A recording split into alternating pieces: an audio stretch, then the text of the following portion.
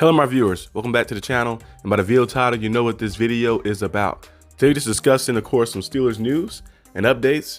As you guys know, OTAs is next week on Tuesday, so we'll start seeing of course that happen. I will be doing an update on the OTAs of course each day of that on this channel, then I'll be doing an overview of it on my other channel as well. So be on the lookout for that content. And I also have other videos I want to do too, like I mentioned before, like discussing and breaking down like the different position groups, like the quarterback room, the receiver room, the running back room, you know, the D line, you know, the edge rushers, the DBs and stuff like that. Just breaking down all the different position groups and kind of giving them a grade and seeing how we're going to look entering the season based off what we have in those rooms and stuff, of course. And also the coaching too as well, like breaking down the coaches and stuff and seeing what we can do to improve, to be able to compete, to be able to get us back to that promised land spot.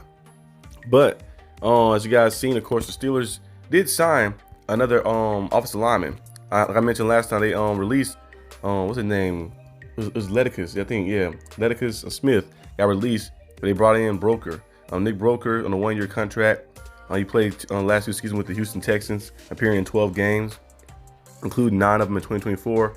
So yeah, they brought some more depth in. Like I mentioned before, that one thing they kind of struggled with last year was depth in the O-line because of the injury. Remember the injuries happened. Trevor Towner went down with injury. Odyssey Malu missed the first 5 games, of course, of the season. And then you look at, I think McCormick, he got injured a little bit at the end of the year, came back, you know, for enough of the playoffs. And then we've seen Frazier, he was there most of the time. I think it's one time he got a little tweak that happened to him, but then he was there most of the time. But remember before the season even started, I think Herbig, his other brother, I think not Nick Herbig, but Nate Herbig, the big brother, he got injured. Remember, he was out for the season, so he had some injuries on the O-line, and some of the depth was a little scarce at times and stuff. Remember, Broderick Jones hurt his arm, but he had to keep playing with the little arm cast like that because the depth was a little lacking and stuff as well. So bringing in more pieces to have more depth in the O-line, especially the interior O-line, I think going to help out in the long run of things. So it's a pretty solid signing.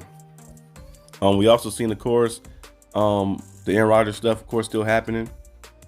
Alex Highsmith was on, I believe, Good Morning Football, if I'm not mistaken. He was on Ian Rappaport's show, or Good Morning Football. It was one of the shows on the NFL Network thing. And he was discussing, of course, things about all the quarterbacks, you know, like Mason Rudolph, how he does a great job of preparing and certain things. And he said how them waiting for Aaron Rodgers is not really a bad thing or anything. He said it feel like, you know, if he does sign, they're going to be very accepting of Aaron Rodgers and see how things go. But the question I did have today to ask you guys in the comment section down below, are the Steelers making a mistake? I think I mentioned this question before, weeks back and stuff, but are they making a mistake? Did they make a mistake waiting for Aaron Rodgers' loan? Now, even if Aaron Rodgers do sign, like, it's like Justin Fields was in your locker room and you let him kind of go. Russell Wilson, I know he started off very well. He started off, what, 6-1, I think? And then, you know, they kind of collapsed at the end of the year. But he was in there, your locker room as well. And you had opportunities, you know, Geno Smith, remember he's on the trade market, of course, but then the Raiders eventually end up trading to get him. And you see all the different people and pieces that you had out there. So the Steelers kind of miss out on doing that. And then you miss on the quarterback. You didn't take a quarterback in the early rounds either. You passed on the Jadon Sanders. You passed on the Jackson Darts as well. So it's like the Steelers make a mistake in not bringing in a quarterback, one of those quarterbacks they could have had opportunity to get for Aaron Rodgers. Or you think he's going to work out well? In my opinion, I think it should fare well if Aaron Rodgers is buying into the system. I know Aaron Rodgers, of course, can go out there and play with the best of them. You know, his arm is still top tier. He can still deliver the ball in different spots. Threw 28 touchdowns last year.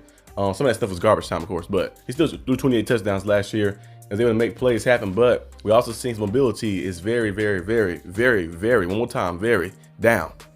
He can hardly move, of course, in the pocket. So we got to keep him clean. You have to keep Aaron Rodgers clean to go out there to be able to execute and make those plays and just get things going for the offense and stuff. We still have the ability to at least push the ball down the field. Now, we can run the ball effectively like we did last year. I know sometimes in some few games at the end of the season, we kind of struggle a little bit, but most of the times at the season, we ran the ball pretty well. If we can run the ball well like we did last year, but maybe even better, like we did, it'd probably be good for Aaron Rodgers, especially with that defense we have. Our defense is very good. Like, look at the DBs we have, of course. You look at the D-line we have, the front 7 in general, the edge rushers, everybody we have, it's amazing defense. So if we can just go out there and keep things clean for Rodgers, we had to drive back and deliver, I think it'll fare well for him being with the Steelers because the defense is top tier. I think the defense is Super Bowl contending defense, like I mentioned last year, and they added more pieces this year too as well. But like I mentioned many times before as well, I'm always mentioning things. You can't win through defense like you used to do in the old days. Defense help you in the playoffs, yes, because when the time the end of the season starts and things start to slow down and stuff, you have to be able to make those plays. But see what happened in the Super Bowl, that front seven got after Patrick Mahomes. The offense went out there and delivered and made plays too. But you want to be able to score points. You got to score points in the NFL, especially regular season. You have to score points. They neutralize everything defense can do. You see the tush push thing that happened. I don't mind the tush push still being here, but they don't give the defensive linemen an opportunity to push back like that, like to turn into rugby. I guess they wanted to look like rugby out there, but don't give them an opportunity to turn back to push like that. So you just have to basically hope you can get through the gap to make a tackle on the person who's getting pushed up the gut. So it's like the defense get handicapped a lot. We're seeing the hip drop tackle stuff.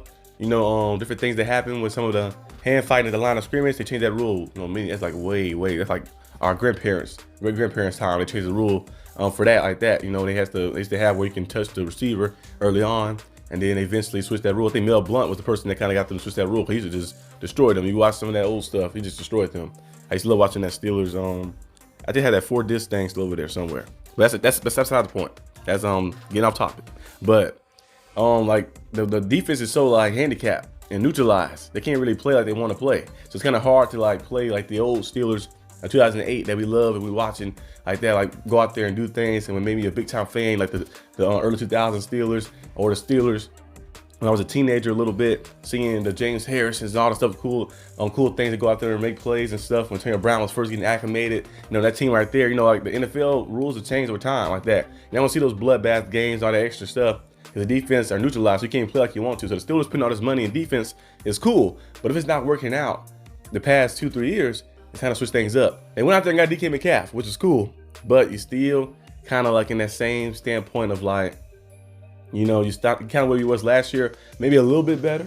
You got some fresher guys, some fresher faces. Maybe they might go out there and play a little better, but you kind of still in the same predicament a little bit as you was last year with the offense. And we'll see if Rodgers do sign here. I think it could work well, but it could go terribly wrong as well. So I feel like it's like a good or bad like that. There's no in between this sign. I think we'll have to wait and see what happens. But if you buy into what the Steelers are selling, then I think it would be very good for him and very good for the team, because it's like with the Jets, he went out there, he missed mandatory practices and never built chemistry up. It's the lack of chemistry. It was throwing the teammates underneath the bus. All the different things that happened like that kind of like led to the demise of what the Jets was doing and stuff. If you miss a whole season, you tear your Achilles, and you're gonna go into the next year and you're gonna miss your practices, the ones that voluntary and the mandatory ones as well like that, doing vacations and stuff, just thinking go out there and hack it, it's not gonna work. We've seen Tom Brady, the greatest quarterback of all time. I think him and Peyton Manning are the two greatest quarterbacks ever. Go out there on new teams and ball out. What did Peyton Manning do with the Broncos? He went out there and rejuvenated everything he had. He won an MVP there. He threw 50+ touchdowns in the season there. He won a Super Bowl there. Took them to 2 Super Bowls there as well. Look what Tom Brady did. We got to the Buccaneers his first year there. And so he was practicing, even during COVID restrictions. He was doing legal practices. Went out there practicing, getting things done, building chemistry up with the guys, with the group chats and stuff. And said sending them film to watch over with him on live chats and different things. And then went out there and won a Super Bowl that first year. So if you buy into the thing, what they're selling, and go out there and handle business, you possibly could see a lot of success. Because I feel like the Steelers team is like really there. They have enough. Even with Mason Rudolph, they probably make the playoffs with Mason Rudolph starting. So I feel like the Steelers are like a team that make the playoffs constantly. They just need that little extra edge, and maybe the veteran presence of Rodgers can set them over the edge to get them there. But we have to wait and see what happens. But that's kind of basically all the things I have for today.